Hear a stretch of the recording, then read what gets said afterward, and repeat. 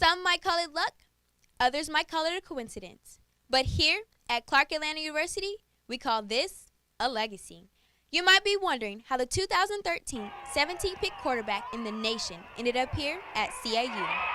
Well, Johnathon McCrary has come a long way from Cedar Grove High School. He moved on and signed with Vanderbilt University, starting with the Commodores as their quarterback for the 2014 and 2015 season. And upon his 2016 graduation, he decided to not only further his education, but his career, carrying out the McCrary legacy. I'm sitting here with Clark Atlanta University's quarterback, Johnathon McCrary, who transferred in last August from Vanderbilt. So let's talk about what guided your decision to not only continue your education, but your career a little closer to home. Well, mostly I just felt like Atlanta's my hometown. Coming back here and being able to be close to my friends and family, it just only seemed right. And my father graduated from here, so it's always been a dream of mine to be able to play at my father's alma mater and also do really well and play football. His father, the late Greg McCrary, played at Clark College in the early 70s as tight end and was later drafted in the 1975 NFL Draft to the Atlanta Falcons. Did you always know that you wanted to be a quarterback? Was that something that just happened? Did you and your father discuss it? How did that go about? Well, initially I was running back in a nose guard when I was in Little League, and then it was until about 12 years old when my Little League coach, Coach Marlin, transferred me to quarterback. And being the son of a tight end in the NFL, my father wasn't too kind to it just because he was a tight end, and he said being at quarterback, you got to be a different type of person to be able to sit in the pocket and take hits, and he wasn't all about that. But once he realized that when I was in high school and I started doing really well at it, that maybe that was something that I could actually do, and I love playing the position, so he allowed me to do so.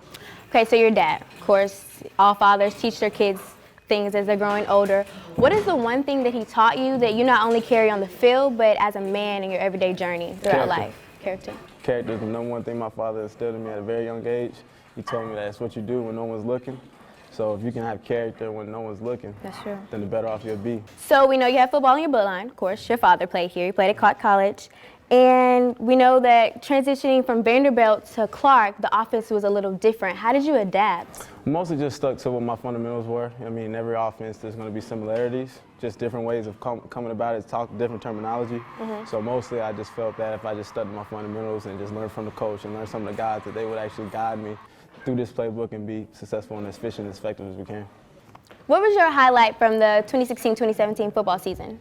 I would have to say it's Morehouse. The Morehouse game, the guys, that was a good game. We rallied from behind, came together, and I think that the way we finished, I was so proud of my guys when I look back on it, having the whole community and school out there after that game because it's a big game in the AUCA. What were you feeling those last 3 seconds over the field goal was kicked on? What were you feeling? Like, what was going through your mind? What was going through your body? Yeah, I was pretty calm. You got to stay calm and collected once we got off the field. Yeah, I mean, that's what he does. So you have the same execution and completion.